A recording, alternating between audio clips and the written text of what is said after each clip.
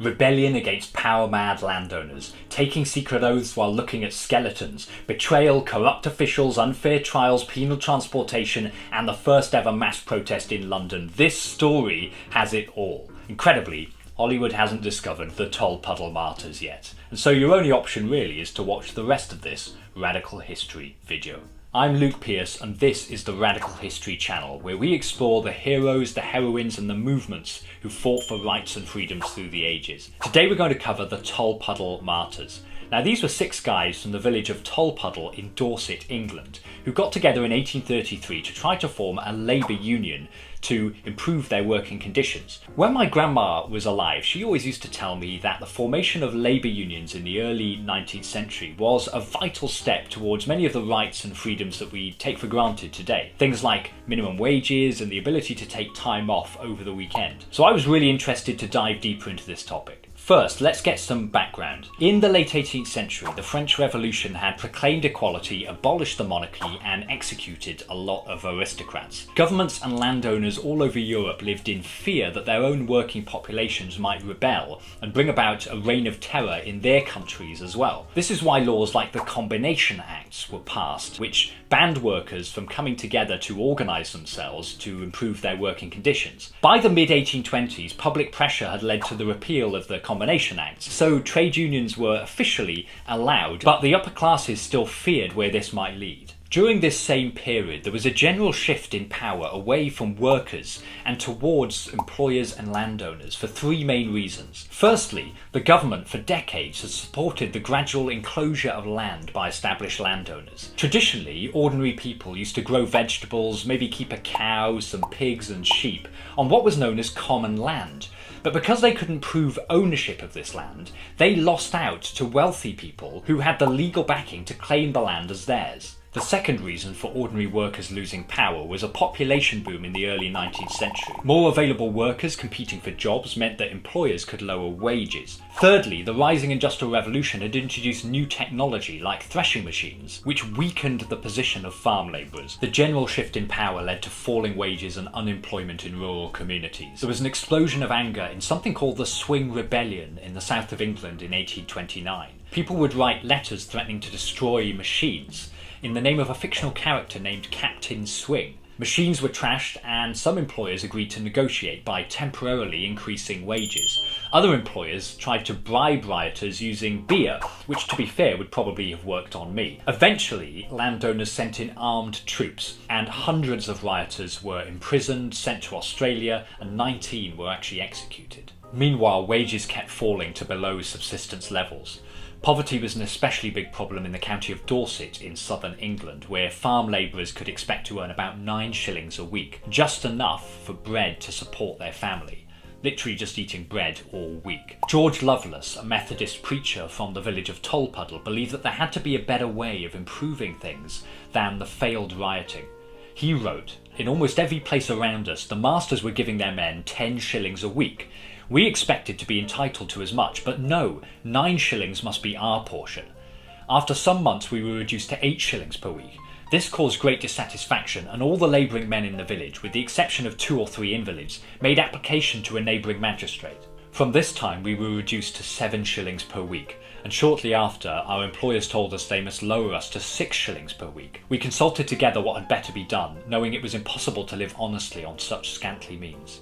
In 1833, George Lovelace gathered a group of farm labourers together under the sycamore tree on the village green at Tolpuddle, where he argued in favour of forming a union to give the labourers some kind of bargaining strength with their employers. They agreed to recruit members and collect subscription payments in order to build their organisation, which they called the Friendly Society of Agricultural Labourers. The group approached local landowner Squire James Frampton, asking him for wages of 10 shillings per week, with the idea being that everyone would just refuse to work if they couldn't secure at least that amount.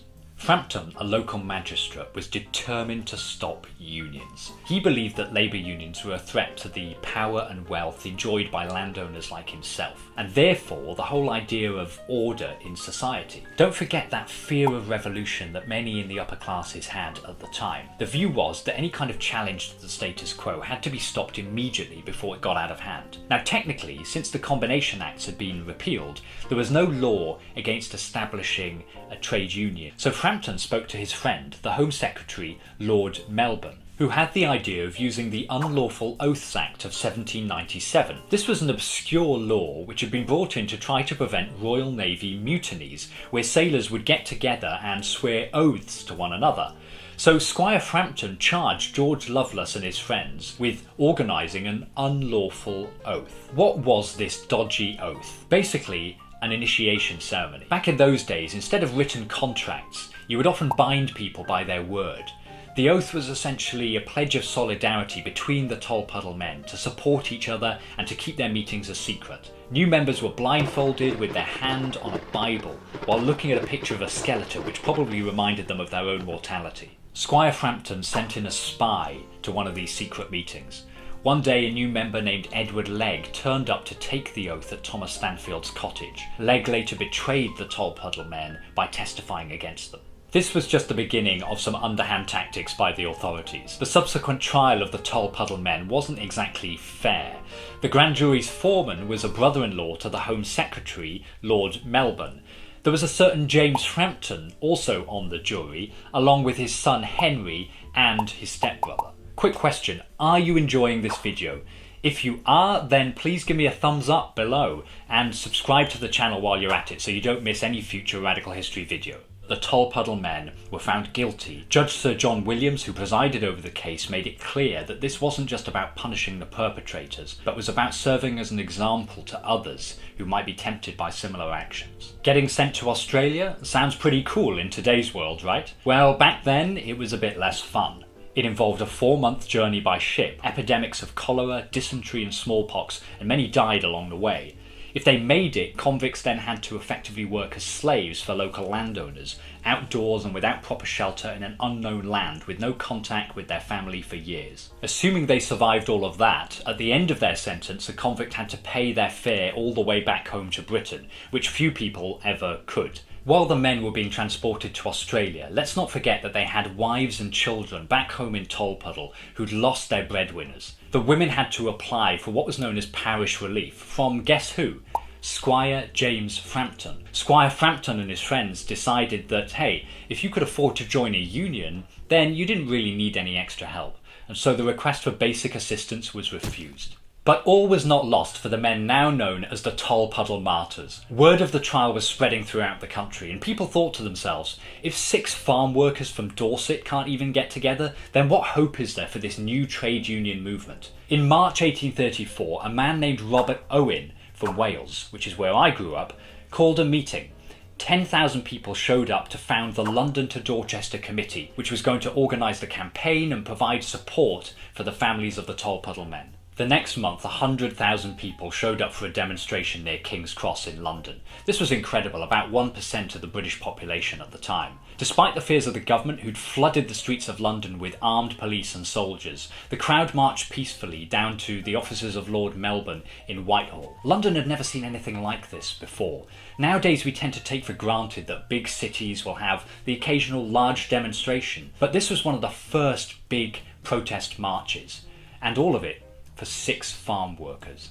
A petition with 800,000 signatures was eventually delivered to the government, and some supportive MPs like Thomas Whately helped keep the issue on the national agenda. In June 1835, a conditional pardon was granted to the Tolpuddle men by the new Home Secretary Lord John Russell.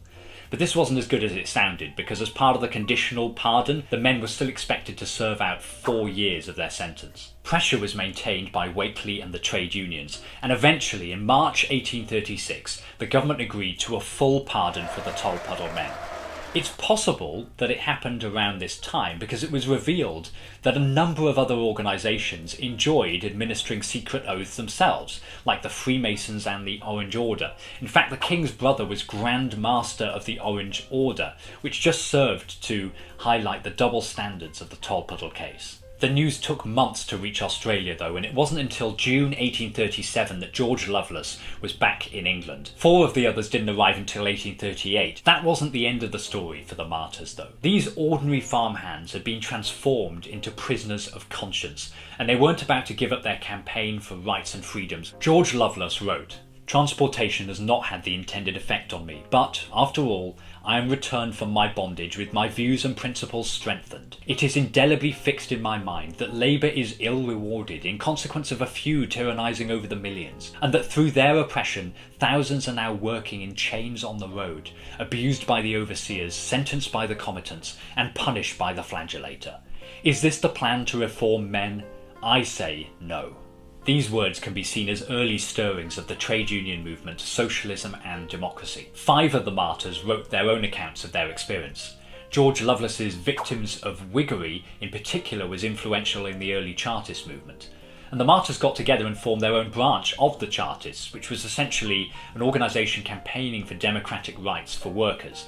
But that's the subject of a future video. Meanwhile, the Essex Standard newspaper wrote, George Lovelace, instead of quietly fulfilling the duties of his station, is still dabbling in the dirty waters of radicalism and publishing pamphlets to keep up the old game. Don't listen to them, George. Interestingly, despite their suffering and the fact that life expectancy in those days was barely over 40, all of the martyrs lived remarkably long lives, with one of them, James Bryan, living to age 90 in 1902. Perhaps that belief in something bigger than themselves kept them going. The Tolpuddle case helped establish the basic principle in democracies that ordinary people do have a right of association. What began as a grave injustice against the powerless ended in a victory for working people and laid the groundwork for future battles where ordinary people were struggling to establish a new order in the face of both historic inequality and rapid industrial change. Just remember that next time you get your payslip. If you enjoyed this video, please give me a thumbs up below, subscribe to the channel and hit the notification bell so you hear about future Radical History videos. Thanks for watching, and don't forget to tell your friends about the Radical History channel.